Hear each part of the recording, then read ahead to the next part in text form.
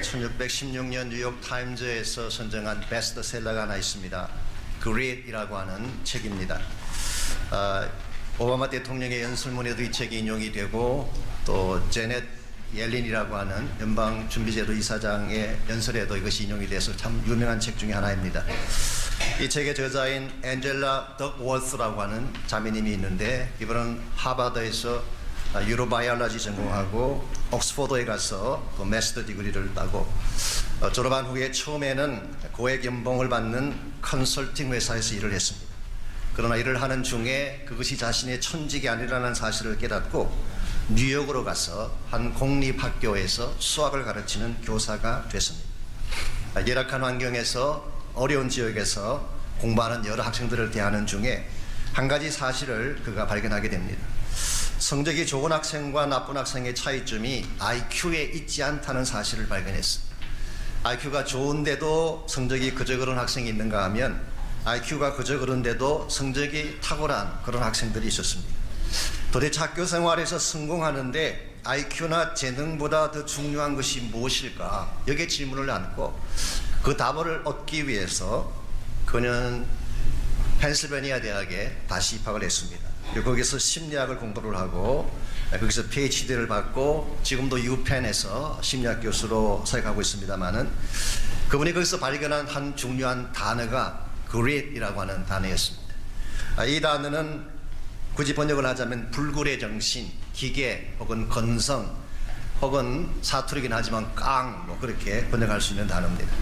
그러나 이것은 단순한 객기나 고집을 말하는 것이 아니라 롱텀 고를 가지고 어떤 난관이나 어떤 어려움이 있을지라도 이것을 넘어설 수 있는 내면적인 용기를 지칭하는 것입니다. 그래서 앤젤라 교수는 이 greed이라는 단어를 네 가지 단어로 풀어 설명했습니다. G자가 의미하는 것은 growth, 성장에 대한 열망이 있어야 된다. 이게 없으면 greed이 있을 수가 없죠. R자는 resilience, 이것은 회복력을 말합니다. 복원력, 실패하고 넘어졌을지라도 오뚜기같이 다시 일어서는 성향을 가지고 있어야 됩니다. I자가 의미하는 것은 intrinsic motivation, 내면적인 동기가 강해야 된다. 그리고 마지막 T자가 의미하는 것이 tenacity라고 하는 이 아주 끈기, 불굴의 정신, 그렇게 번역할 수 있는 단어입니다. 이와 같은 요소들이 IQ보다 중요하고 재능보다 중요하고 환경을 넘어설 수 있는 성공의 비결이다, 그런 이야기를 했습니다. 이와 같은 내면적인 강인함은 사회적 성공이나 정치적 성공에만 필요한 것이 아니라 우리의 신앙생활에도 필요하다고 할 수가 있습니다. 왜냐하면 우리도 극복하고 넘어서야 될 과제가 많기 때문에. 그러나 우리가 그리스도인으로서 가져야 될 이 그리스라고 하는 것은 앤젤라 교수가 지하는 것과는 차이가 있습니다. 오늘 세상이 말하는 그리스 혹은 앤젤라 덕워스가 말하는 그리스는 어디까지나 본인 자신에게서 시작되는 것입니다. 자신이 끈기를 가지고 의지를 가지는 것, 출발점이 자아라고 이야기한다면 성경이 말하고 있는 영적인 이 건성의 기원은 우리 자신이 아니라 하나님 자신입니다. 우리 안에 계신 하나님 때문에, 그분이 나에게 주시는 용기 때문에 어떠한 어려운 문제가 찾아와도 그것을 넘어설 수 있는 힘을 우리는 영적 그릿이라고 부를 수가 있습니다. 여러분과 제가 살고 있는 이 시대는 악한 시대입니다. 부패함이 많고 불의가 많은 이런 시대를 우리가 살고 있는데 이와 같이 타락한 세대 가운데서 참으로 그리스도인답게 살아가려면 그냥 살아서는 안 됩니다. 우리 마음속에 무엇으로도 감히 꺾을 수 없는 영적 근성이 분명할 때, 어떠한 난관이나 시련이 닥쳐와도 그것을 넘어설 수 있는 영적인 의지나 기계가 분명할 때에 우리는 불의에 고개 숙이지 않고 하나님의 부르심과 목적을 향해 바르게 나아갈 수가 있는 것입니다. 이런 면에서 마지막 시대를 사는 여러분과 저 모두에게도 영적인 기계 혹은 영적인 근성이 필요한데 이와 같은 영적 근성은 과연 어디로부터 오는 것일까요? 오늘 주신 이 본문의 말씀 보시게 되면 이 풀무불의 위협에도 불구하고 믿음의 기계를 지켰던 세 청년에 대한 스토리가 오늘 본문에 기록되어 있습니다. 어떤 분은 질문하세요. 왜 다니엘은 나오지 않느냐? 다니엘은 모르겠어, 여행 중이거나 아니면은 우리 8장에 보게 되면은 병중에 있다고 한 걸 보면 아마도 침상에 누워 있었기 때문에 나오지 않은 것 같습니다. 어쨌든 오늘 본문에 보면은 세 청년이 나오는데 우리가 읽지 않았지만 1절 말씀 잠깐 보시면 오늘 사건의 배경이 소개되고 있습니다. 느부갓네살 왕이 금으로 신상을 만들었으니 높이는 60규빗이요 넓이는 6규빗이라 그것을 바벨론 지방의 두라 평지에 세웠더라. 자, 느부갓네살 왕이 굉장히 거대한 스태츄, 큰 신상 하나를 만들었습니다. 높이가 얼마나 높으냐고 하면 60규빗, 이것은 90피트에 해당하는 것입니다. 굳이 우리식으로 표현하자면 27m 정도의 높이가 되는 굉장히 거대한 이런 신상을 세웠어요. 뿐만 아니라 이 신상을 머리부터 발끝까지 금으로 만들었습니다. 그렇게 한 후에 두발 평지에 세워놓고 모든 사람들로 하여금 절을 하도록 강요를 했습니다. 어떻게 이와 같은 일이 가능했을까? 여러분이 본문을 얼핏 보게 되면 납득이 덜 갈 수도 있습니다. 왜냐하면 지난주일 우리가 2장을 다루면서 말씀드렸죠. 느부갓네살이 꿈을 꾸고 해석을 못할 때에 다니엘이 찾아가서 꿈을 해몽해 주었습니다. 그 꿈의 내용은 머리는 금으로 되어 있고 이 가슴과 팔은 은으로 되어 있고 배 부분은 브론즈, 동으로 되어 있고 다리 부분은 철로 되어 있는, 근데 이것이 떠인 도로에서 다 산산조각이 나는 그런 환상을 해석해 주었습니다. 이 해석을 듣는 순간 느부갓네살은 굉장히 두려워합니다. 왜냐하니까 바벨론 제국이 망하게 되고 곧이어서 다른 제국들이 등장한다는 하나님의 메시지를 들었기 때문이죠. 그래서 이 환상을 본 후에 느부갓네살은 굉장히 두려워했고 2장 마지막 부분에 보게 되면 이 느부갓네살이 청년에 불과한 다니엘 앞에 무릎을 꿇고 절을 했다고 했어요. 참 통쾌한 장면이죠. 바빌론 나라의 포로로 끌려갔던 아직도 새파란 20대 청년인데 그 청년 앞에 제국의 왕인 느부갓네살이 무릎을 꿇고 절을 한 것입니다. 그리고 47절에 보면 하나님을 모든 신들 중에 뛰어난 신이라고 찬양을 했습니다. 이와 같이 하나님을 두려워하고 하나님을 찬양하고 다니엘에게 무릎까지 꿇었던 이 느부갓네살이 바로 그 다음 장에 와서 자신의 금신상을 세운다고 하니까 얼핏 읽기에 따라서는 납득이 덜 갈 수가 있습니다. 그런데 사실은 2장과 3장 사이에 한 절 사이에 16년간의 갭이 있습니다. 왜냐하면 이 금신상을 세운 사건은 모든 정복이 끝난 후에 일어난 일입니다. 열왕기상 25장 8절에 보게 되면 느부갓네살이 예루살렘 성을 함락했을 때 그 연도가 나와 있습니다. 그 연도가 언제냐고 하면 느부갓네살 19년째라고 했어요. 이것은 바로 주전 586년을 말하는 것입니다. 자, 예루살렘 성을 함락시킨 것이 느부갓네살 19년째 되던 해라고 한다면 지난주 함께 묵상했던 꿈을 해몽한 사건은 언제 일어난 사건이었나요? 2장 1절에 보시면은 느부갓네살 제위 2년 때, 이것은 바빌론식 표기이기 때문에 다시 다른 시로 바꾸면 3년째라고 말씀을 드렸습니다. 그러므로 3년째 꿈 해몽에 대한 사건을 경험하고 나서 실제로 예루살렘 성이 망하고 금신상을 세운 것은 느부갓네살 19년 되던 해였습니다. 그렇다면 그동안 몇 년의 시간이 흘렀을까요? 19 빼기 3을 하면 16년이 나오는 것입니다. 그러므로 생략되어 있긴 하지만 사실은 2장 마지막 절과 3장 1절 사이에 16년의 세월이 흐른 것인데, 일반적으로 시간이 흐르면 시간이 지나면서 점점 좋아지는 사람들이 있습니다. 처음엔 그렇지 않은데 세월이 흘러가면서 개선되는 케이스가 있어요. 근데 반대인 경우도 있습니다. 처음에는 괜찮은 것처럼 보이는데 시간이 흐를수록 점점 악화되어져 가고 점점 망가져 가는 사람이 있어요. 오늘 본문에 나오는 느부갓네살의 케이스는 후자의 경우라고 할 수가 있습니다. maybe 처음에는 하나님을 두려워하고 경외했는지도 모르겠어. 그런데 약 16년간의 세월이 흘러가는 동안에 점점 그 마음이 바뀌기 시작하고 그 마음속에 교만이 찾아오기 시작했습니다. 왜냐하면 바벨론이 망하게 되는 것이 아니라 더 강해지고 영토가 더 확장되어 갔기 때문입니다. 기록에 의하면 그 당시 바벨론이 인도까지 점령을 하고 아프리카의 북부인 이디오피아를 점령을 하고 물론 남쪽 유다 왕국까지 함락을 시키고, 그리고 나서 우리가 잘 아는 것처럼 하나님의 전이라고 알려져 있는 성전을 회파하고 성전을 불태우는 일까지 했습니다. 이와 같이 하나님께서 계시는 성전을 감히 회파시키고 불을 질렀음에도 불구하고 nothing happened. 아무 일도 일어나지 않은 것입니다. 그러자 느부갓네살의 마음속에 아하, 내가 보았던 그 꿈은 사실이 아니구나.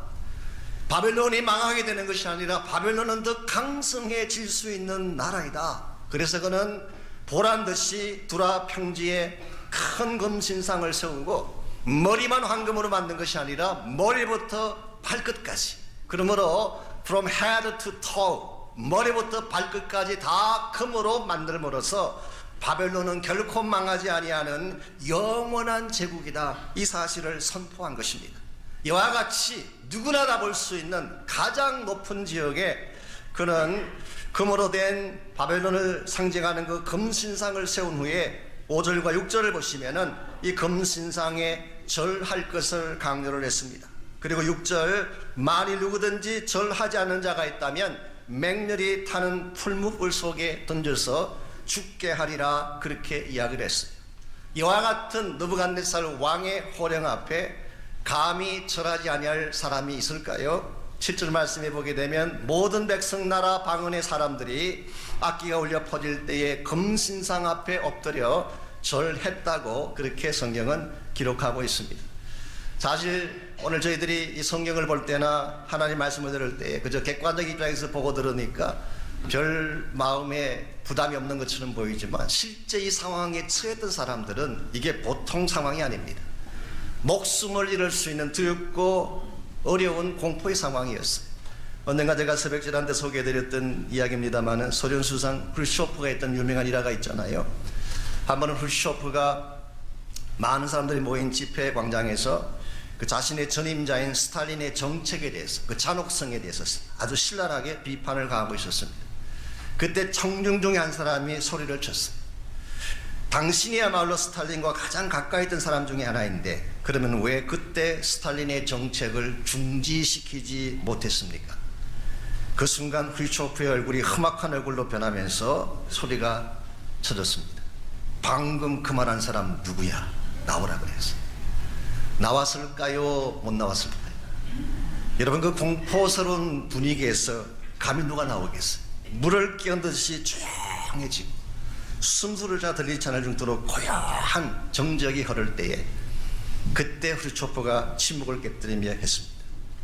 왜 내가 그때 아무 말을 못했는지 이제 알겠느냐? 이 공포 분위기라는 것이 이런 것입니다.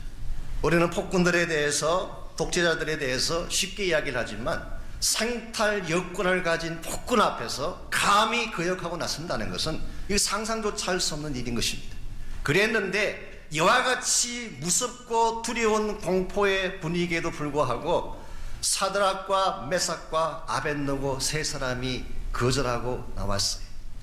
바벨론 제국하에 있는 모든 자들이 다 무릎을 꿇었지만 그 세 사람만은 무릎을 꿇지 아니하고 무릎 꿇기를 거부함으로써 느부갓네살의 정책에 반기를 든 것입니다.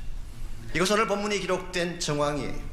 이와 같은 사실을 알게 된 느부갓네살이 13절 말씀에 하면은 굉장히 진노하고 분함을 터뜨렸다고 했습니다. 그리고 14절, 느부갓네살이 그들에게 물어 이르되 사드락 메삭 아벳느고야, 내가 내 신을 섬기지 아니하며 내가 세운 금신상에게 절하지 아니한다 하니 사실이냐? 옛날 번역이 조금 더 마음에 와닿습니다. 옛 번역은 이렇게 돼 있어요. 짐짓거리 하였느냐? 이게 훨씬 더 마음에 와닿지 않아요? 너희들이 하다 보니까 실수한 거겠지, 의도적인 게 아니겠지, 혹시 너희들이 생각 없이 한 일이라면 짐짓거리 하였느냐? 사실이 아니겠지. 그래서 15절에서 이제라도 너희가 준비하였다가 나팔이 불고 악기가 울릴 때에 내가 만든 신상 앞에 엎드려 절하면 오케이. 여기서 그는 마지막 한 번 다시 기회를 줍니다. 이제라도.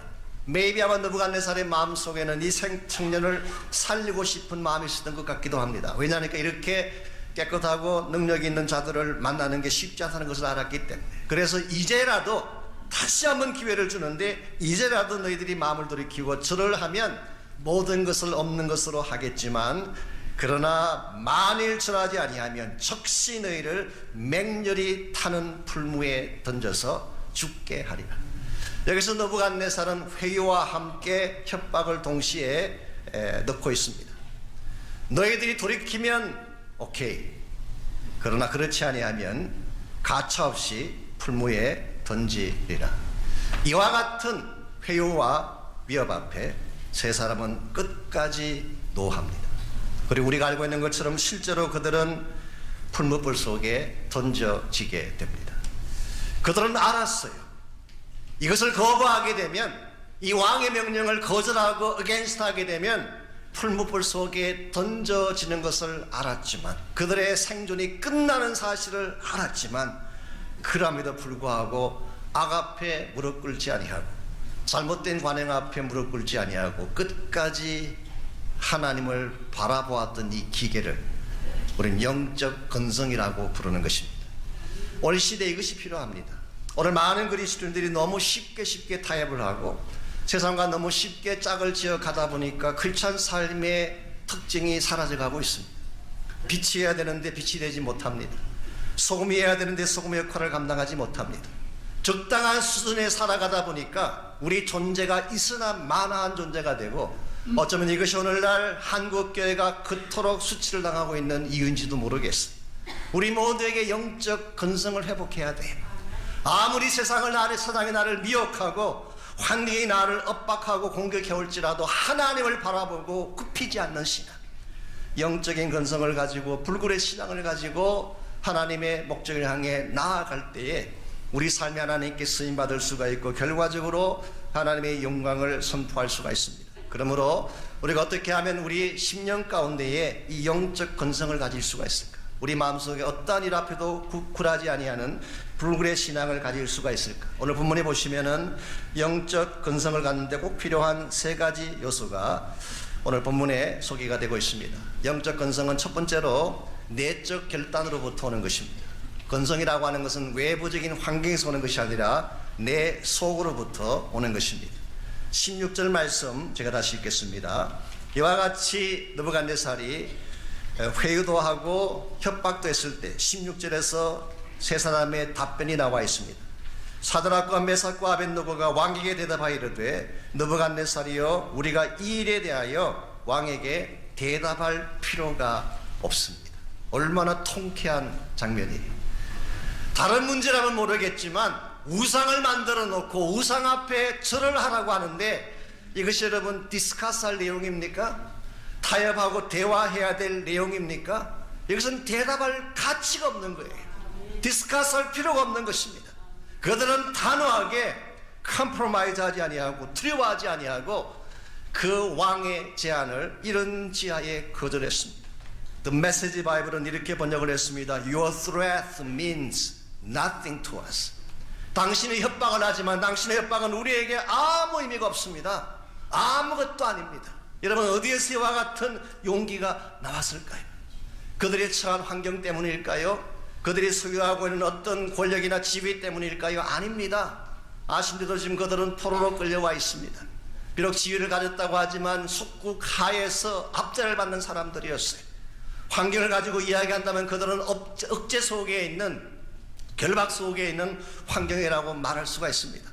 그러나 아무리 바벨론의 문화가, 바벨론의 권세가 외적인 환경은 억압을 하고 붙드는지는 모르지만 그들의 마음까지 장악할 수는 없었어요. 그들의 심령 한가운데는 하나님이 살아계셨습니다. 하나님의 임재가 있고 하나님의 진리의 말씀이 그들에게 있었기 때문에 그들의 마음 중심에서부터 흘러나오는 내적인 파워를 그들은 감히 감당할 수가 없었고 무엇으로도 꺾을 수 없었던 사실을 발견하게 됩니다. 출애굽기에 보게 되면 이스라엘 백성은 반대였어요. 그들은 애굽에서 나와서 자유민으로 광야로 들어갔습니다. 약속의 땅을 향해 나아갔어요. 애국의 속박을 벗어나서 피지컬리 보면은 분명히 자유인이고 자유민족이었습니다. 그런데 그들 마음속에는 애굽이 남아있었어요. 그래서 가는 곳곳마다 애굽 타령하고 원망하고 불평하다가 결국은 40년 동안 광야를 헤매다가 다 시체가 되어 죽지 않았습니까? 참된 자유라고 하는 것은, 참된 용기라고 하는 것은 환경과 상관이 없습니다.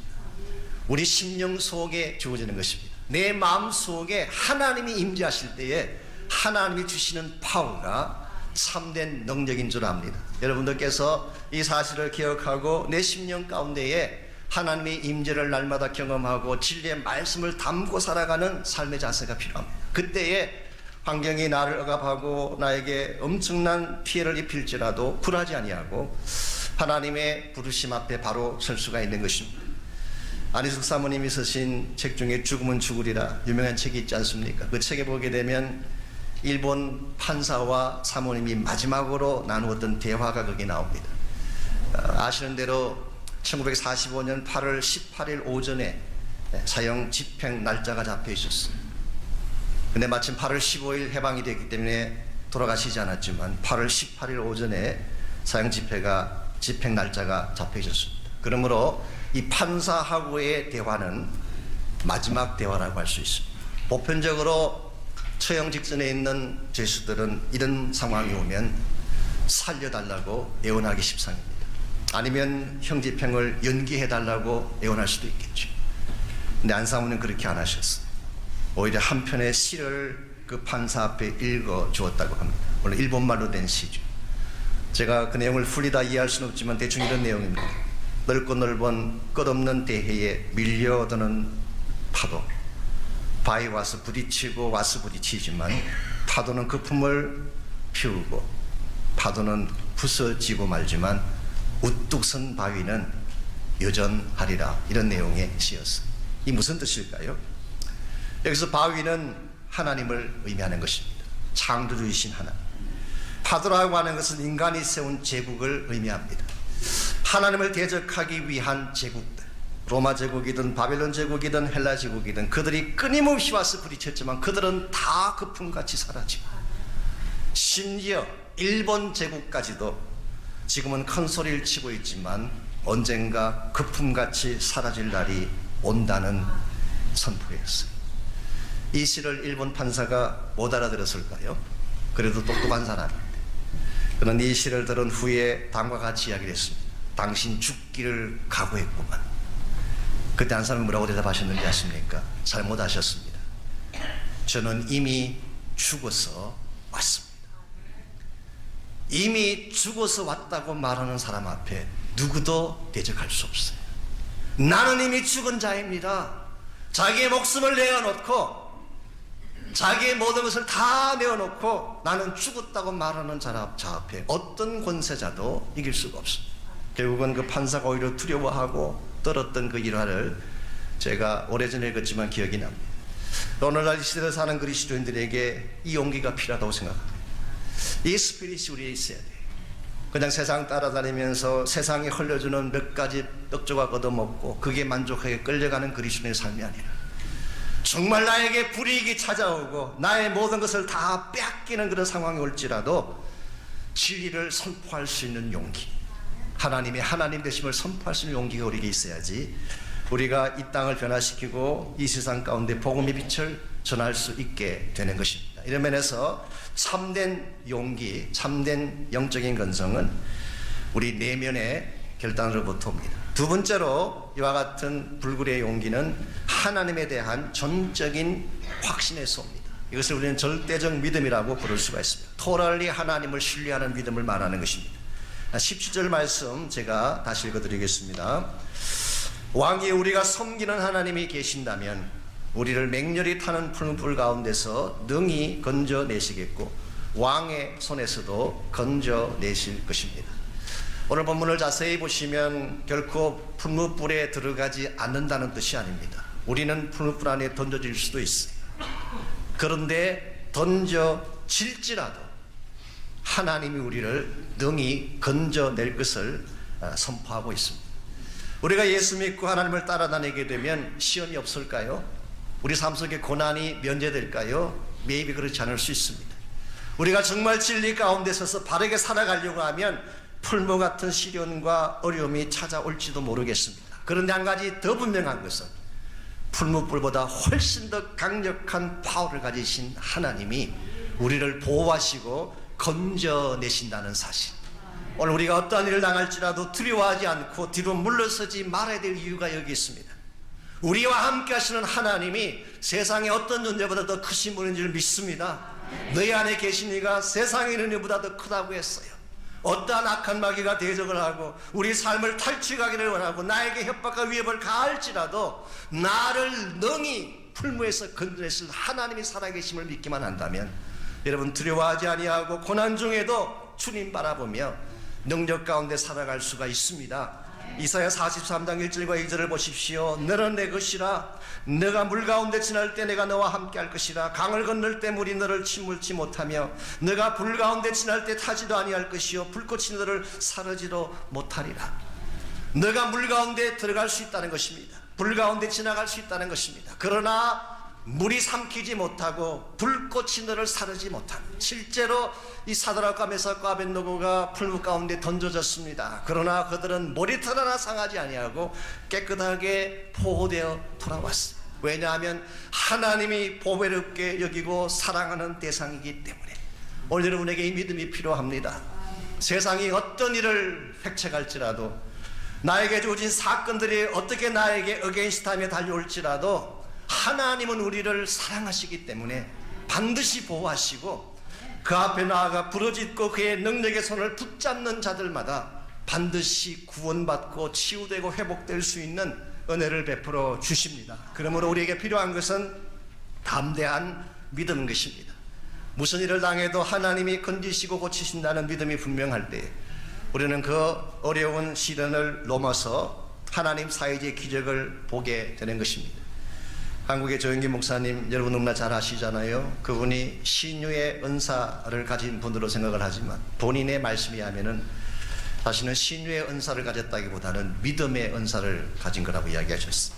믿음의 은사라는 것은 하나님이 뭘 하신다는 것을 전적으로 신뢰하는 믿음을 가진 것을 말합니다. 다른 사람들은 감히 믿지 못하는 건데 믿어지는 거, 이게 믿음의 은사예요. 그분에게 이런 은사가 있었던 것 같습니다. 그렇기 때문에 그분은 돈 한 푼 없이 그 당시 돈으로서는 어마어마한 금액인 20억 원짜리 건물을, 그 당시 여의도 땅에, 모래 땅에, 아무것도 없는 그 땅에 세우는 일을 하셨어요. 6대조 5대양을 달라고 기도를 하고 병자에게 선포하면 뻘떡 일어나 걸어가는 이런 기적들이 일어나지 않았습니까?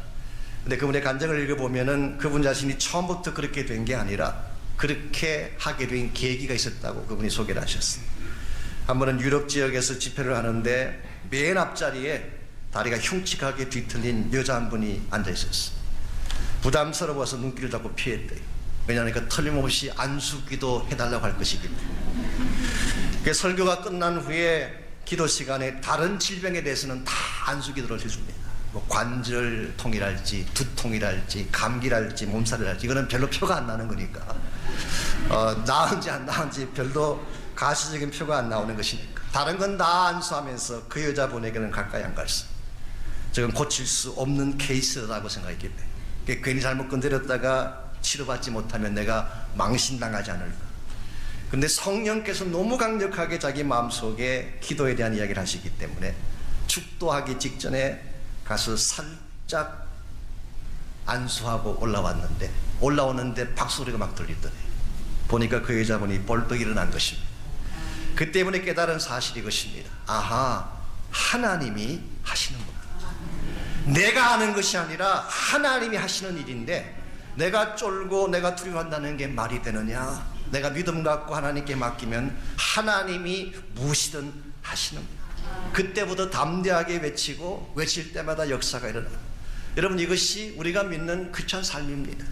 하나님은 추상적인 개념의 하나님이 아니라 살아계신 하나님이세요. 여러분의 삶의 현장 속에 직접 나타나셔서 여러분의 문제를 핸들해 주시고 다뤄 주시는 하나님. 그러므로 여러분이 문제가 있을 때에 홀로 그 문제를 부여안고 신음하고 울고 두려워하며 앉아있어서는 안 됩니다. 능히 이 모든 풀무에서 건져내신 하나님께 나가셔서 기도하시기 바랍니다.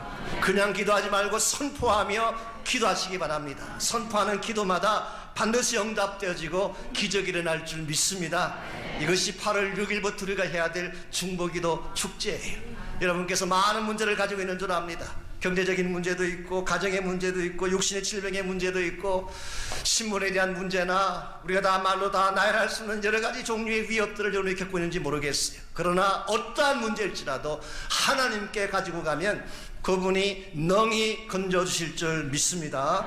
이와 같이 우리가 하나님을 절대적으로 신뢰하고 하나님이 모든 것을 행한다는 이 믿음을 가질 때 우리는 환경이나 역경에도 불구하고 포기하지 않는 불굴의 신앙인이 되는 것입니다. 마지막 세 번째로 필요한 것이 있습니다. 내적인 결단과 하나님을 절대적으로 신뢰한 후에는 세 번째로 해야 될 중요한 일이 자기 비움입니다. 자기를 비워낼 때 우리는 진정 영적으로 용기 있는 자로 살아갈 수가 있습니다. 우리 18절 말씀 보겠습니다. 사실 오늘 본문의 클라이맥스가 18절이에요. 그리고 어쩌면 우리 신앙생활의 가장 최고봉이 18절의 고백일지도 모르겠습니다. 18절 말씀, 그렇게 하지 아니하실지라도 왕이 우리가 왕의 신들을 섬기지도 아니하고 왕이 세우신 금신상에게 절하지도 아니할 줄을 아십시오. 우리 기독교 신앙을 이야기할 때 두 가지 종류가 있다고 하지 않습니까? 때문에의 신앙이 있습니다. Because of, 때문에의 신앙. 나를 구원해 주시고 나를 사랑해 주시고 내 기도를 응답해 주시고 내 문제를 풀어 주셨기 때문에 하나님께 감사하고 하나님께 나가는 것. 이것도 여러분 훌륭한 신앙입니다. 어떤 분들은 이걸 너무 격화시켜서 이것은 잘못된 것처럼 이야기하는데 저는 거기에 동의하지 않습니다. 하나님 우리에게 베푸신 구원과 응답과 치유의 은혜가 얼마나 감사해요. 해주신 것 때문에 감사하는 것도 훌륭한 신앙입니다. 그러나 여러분이 거기에만 머물게 되면 신앙의 진수를 맛볼 수가 없어요.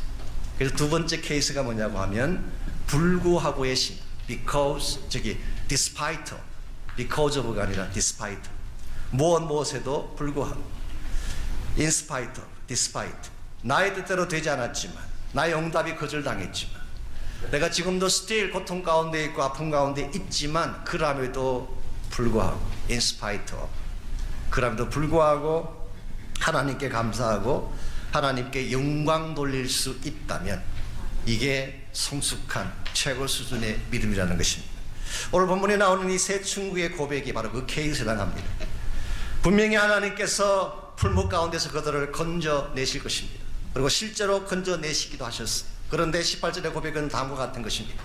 설사 우리는 여호와 하나님을 신뢰하고 믿지만 설사 우리의 기대와 달리 하나님께서 우리를 건져내시지 아니하시고 풀목 가운데 죽게 내버려 두신다고 할지라도 still 당신은 나의 하나님이시, 우리는 당신을 섬기고 찬양하며 순종하며 따르겠다는 고백이에요. 여러분과 저에게 이 고백이 있을 때에 세상적인 어떠한 유혹이 우리를 절대로 넘어뜨릴 수가 없습니다. 이미 나를 비워내었기 때문에. 어떤 분들은 나를 비워내고 나면 남는 게 뭐냐 그러지만 여러분, 나를 비워낼 때 그리스도가 가득 차게 되는 것입니다. 비우지 아니하면 그리스도의 능력이 극대화될 수가 없어요. 갈라디아서 2장 10절에 기록되어 있지 않습니까? 내가 그리스도와 함께 십자가에 못 박혔나니 그런즉 내가 산 것이 아니라 내 안에 그리스도께서 사신다고 했어요. 내가 내 삶의 주인이 되면 잘 될 것 같고 승리할 것 같지만 내가 내 삶의 주인이 되는 순간 우리는 무너집니다. 그런데 나를 비워내고 나의 욕망과 나의 계획과 나의 모든 뜻을 다 비워내고 그리스도로 꽉 차게 할 때, 그때 비로소 하나님 사이의 일들이 일어나기 시작하고 하나님의 진정한 역사들이 경험되게 되는 것입니다. 오늘 크리스찬 삶의 문제는 어쩌면 우리 하덕규 찬양사가 불렀던 노래처럼, 가시나무에 나오는 노래 가사처럼 내가 너무나 많기 때문에, 내 안에 내가 너무나 많아 당신의 쉴 곳 없네. 오늘 여러분 안에 여러분으로 가득 차 있으면 하나님이 보이지 않습니다. 혹시 지금 여러분의 마음속에 여러분 자신으로 가득 차 있기 때문에 하나님을 볼 수 없는 분이 혹시 계신다면 이 시간 여러분 자신을 비워내시기 바랍니다. 나의 야망도 비워내고 나의 욕심도 비워내고 나의 성공과 나의 영광도 다 비워내고 오직 그리스도만으로 만족하고 그분 한 분이 나의 하나님 되신 사실만으로도 감격할 수 있는 그런 신앙을 나에게 부어달라고 그렇게 기도하고 헌신하시기를 바랍니다. 그때 우리 모두가 참 예수님의 제자가 될 수가 있고 어디를 가든지 누구를 만나든지 무슨 일을 당하든지 우리는 기꺾이지 아니하는 용감한 용기를 가진 기계가 있는 영적인 그리스, 그래서 세상을 두렵게 만들 수 있는 하나님의 제자답게 살아갈 수가 있습니다.